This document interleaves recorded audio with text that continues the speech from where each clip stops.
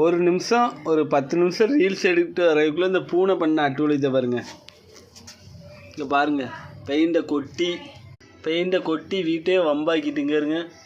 கழுவி வச்ச பாத்திரத்தெல்லாம் வம்பாக்கிட்டு வருங்க. நல்ல வேலை இந்த பாத்திரமாவது ஓரமாக இருந்துச்சு. பாருங்க,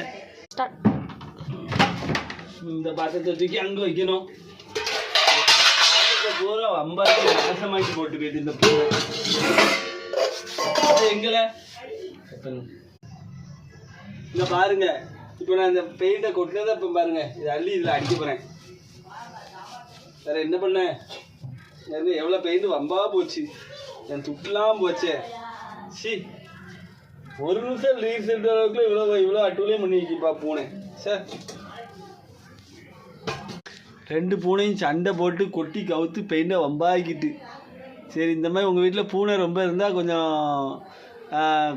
கவனமாகவே இருங்க. எல்லாத்தையும் கொட்டி கொத்துட்டு போயிடும். இப்போ இந்த இடத்த வேறு க்ளீன் பண்ணணும். சந்திரன் இந்த இதை தர்மண்டாயில் எடுத்துகிட்டு வா.